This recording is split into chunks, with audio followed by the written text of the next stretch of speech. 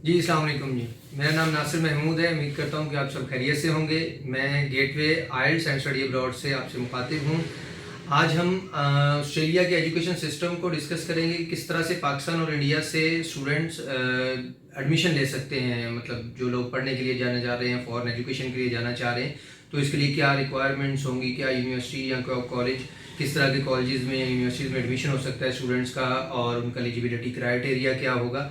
तो उन चीज़ों को हम डिस्कस करेंगे। सबसे पहले तो हम देखते हैं कि ऑस्ट्रेलिया में किस तरह के एजुकेशनल इंस्टीट्यूट हैं जिनमें इंटरनेशनल स्टूडेंट पाकिस्तान या इंडिया से एडमिशन के लिए जा सकते हैं। यहाँ पे वैसे तो काफ़ी तरह के सेक्टर्स हैं जो जिनमें एडमिशन हो रहे हैं, लेकिन सबसे जो मोस्ट इम्पॉर्टेंट पाकिस्तानी और इंडियन स्टूडेंट्स के लिए है वो एक तो कह लें कि हायर एजुकेशन है, और सेकंड सेक्टर जिसको हम वोकेशनल सेक्टर बोलते हैं।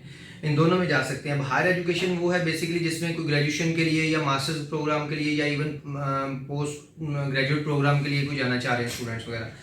लेकिन इसके साथ जो दूसरा प्रोग्राम है वो है वोकेशनल सेक्टर। ये बेसिकली शॉर्ट कोर्सेज होते हैं 6 मंथ से लेके अप्रॉक्सीमेटली 3 इयर्स तक के। इनमें डिफरेंट तरह के कोर्सेज हैं, जैसा कि कुछ बिजनेस से रिलेटेड कोर्सेज हैं, कुछ मैनेजमेंट से रिलेटेड हैं, या कुछ टेक्निकल कोर्सेज हैं जैसा कि टेलीकम्युनिकेशन नेटवर्क है, इंजीनियरिंग से रिलेटेड कोर्सेज हैं, या कुछ ऑटोमोटिव है, कुकरी है। इस तरह के मतलब कह लें कि डिफरेंट कोर्सेज हैं, तो इनमें भी स्टूडेंट अप्लाई कर सकते हैं। अब इनका जो एलिजिबिलिटी क्राइटेरिया है वो मतलब वेरी करता है, डिफरेंट है।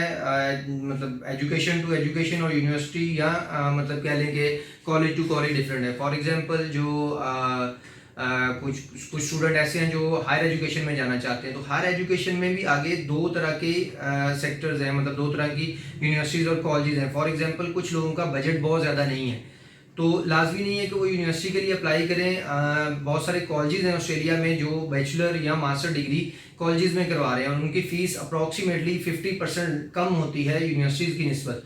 और अगर कोई स्टूडेंट ऐसे हैं जो कह लें कि यूनिवर्सिटीज़ को अफोर्ड करते हैं और उनके ग्रेड्स अच्छे हैं, तो वो यूनिवर्सिटीज़ के लिए अप्लाई कर सकते हैं। ऑस्ट्रेलिया में बहुत सारी यूनिवर्सिटीज़ हैं, अप्रॉक्सीमेटली सभी सिटीज़ में हैं, मेनलैंड में भी हैं और रीजनल एरियाज़ में भी हैं।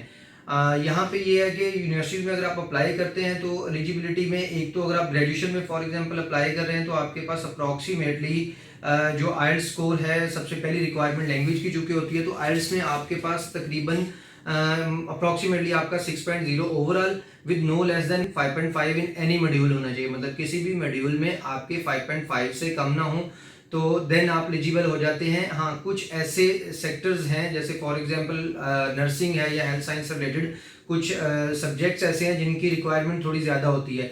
ऑन एवरेज ज़्यादातर कोर्सेज की रिक्वायरमेंट बैचलर डिग्री के लिए यही होती है। इसके अलावा आपके मार्क्स परसेंटेज होती है, नॉर्मली 60% से यूनिवर्सिटी स्टार्ट करती है एडमिशन लेना। ऑन एवरेज जो है वो 70 to 72% तक यूनिवर्सिटी एडमिशन दे देती हैं स्टूडेंट्स को। अगर हम स्टडी गैप की बात करें तो उसमें ज़्यादा नहीं होना चाहिए। अगर आप ग्रेजुएशन के लिए अप्लाई करना चाह रहे हैं तो मैक्सिमम 1 to 2 ईयर्स, वो भी विद जस्टिफिकेशन कि आपका मतलब अगर गैप है तो आप उस गैप में क्या करते हैं, आपने कोई इंटर्नशिप की है, आपने कोई जॉब की है, या आपने किसी किस्म का मतलब कह लें कि कोई शॉर्ट कोर्स किया हुआ है, वो करके आप कर सकते हैं। इसके बाद अगर आप मास्टर्स के लिए अप्लाई करना चाह रहे हैं तो मास्टर्स में आपको जो एंट्री रिक्वायरमेंट में सबसे पहली चीज़ आ रही है वो है आपका लैंग्वेज कोर्स। आपका आइल्स मतलब आपके पास approximately 6.5 overall with no less than 6.0 in any module, मतलब किसी मॉड्यूल में ना हो। यहाँ पे फिर एक दफ़ा बताऊंगा कि कुछ ऐसे सब्जेक्ट्स हैं जिनकी एंट्री रिक्वायरमेंट में लैंग्वेज का स्कोर ज़्यादा चाहिए होगा आपको। जैसा कि मिसाल के तौर पे अगर आप फिजिकल एजुकेशन की तरफ जाना चाह रहे हैं, या जैसे मैंने पहले भी कहा कि हेल्थ साइंस में जाना चाह रहे हैं, तो उसमें आपकी एंट्री रिक्वायरमेंट थोड़ी सी हाई होती है, 7.0 तक चले जाती है। अदरवाइज बाकी नॉर्मल सब्जेक्ट इंजीनियरिंग है, आईटी है, कंप्यूटर साइंस है, या आपका बिजनेस है या मैनेजमेंट है, कोई भी जो दूसरे हैं हॉस्पिटैलिटी मैनेजमेंट, एरोस्पेस वगैरह, इन सब में आपको ये नॉर्मल आइल्स ही रिक्वायर्ड होता है। और अगर हम स्कॉलरशिप की बात करें यूनिवर्सिटीज में तो अप्रॉक्सीमेटली कह लें कि 20 to 25% तक स्कॉलरशिप मिलती है मेनलैंड में। मेनलैंड से मुराद मतलब 2-3 जो बड़े सिटीज़ हैं वहाँ के, जैसे सिडनी है, मेलबर्न है या पर्थ है। अगर इन सिटीज़ की यूनिवर्सिटी में अप्लाई करते हैं तो मैक्सिमम ऑन एवरेज वो कह लें कि आपको 20 to 25% स्कॉलरशिप देंगे। लेकिन अगर आप रीजनल की तरफ जाते हैं, जैसे मिसाल के तौर पे आप होबार्ट में या तस्मानिया में अप्लाई कर रहे हैं, या आप डार्बन में कर रहे हैं, या आप इवन एडलीड वगैरह में कर रहे हैं, तो यहाँ पे यूनिवर्सिटीज़ आपको अप्रॉक्सीमेटली 30 to 50% तक भी चले जाती हैं स्कॉलरशिप में। इनमें भी आप अप्लाई कर सकते हैं। अब अगर हम कॉलेजेस की बात करते हैं, जैसे मैंने शुरू में कहा कि कुछ कॉलेजेस ऐसे हैं जो कह लें कि सेम तरह की ग्रेजुएशन या सेम लेवल का मास्टर्स भी करवा रहे हैं कॉलेज से। अब जिन लोगों का बजट थोड़ा कम है तो ये नहीं है कि वो अब ऑस्ट्रेलिया में अप्लाई नहीं कर सकते, डेफिनेटली वो भी अप्लाई कर सकते हैं। तो उनके लिए बेस्ट है कि वो कॉलेज को टारगेट करें। लैंग्वेज और एंट्री रिक्वायरमेंट तो सेम रहेगी यूनिवर्सिटी जैसी, लेकिन ये कि फीस अप्रॉक्सीमेटली 50% यूनिवर्सिटी से कम हो जाती है। अगर हम यूनिवर्सिटी की फीस की बात करते हैं तो ऑन एवरेज 10 to 17,000 तक पर सेमेस्टर यूनिवर्सिटी की ट्यूशन फीस हो सकती है। और इसकी जगह पे कॉलेजेस की जो है वो अप्रॉक्सीमेटली 6,000 से लेके 8,000 या 8,500 तक पर सेमेस्टर फीस होती है। तो इनमें हम अप्लाई कर सकते हैं और जा सकते हैं। अब इसके बाद आ जाता है कि हमने मतलब क्या लें कि अगर वहाँ पे अप्लाई कर रहे हैं तो डॉक्यूमेंट्स किस तरह के होंगे। ऑस्ट्रेलिया आपको अटेस्टेशन का नहीं बोलता। जैसे मिसाल के तौर पे आप यूके में अप्लाई कर रहे हैं या आप यूरोप के किसी कंट्री में अप्लाई कर रहे हैं तो आपके पास IBCC या HEC की अटेस्टेशन होनी चाहिए।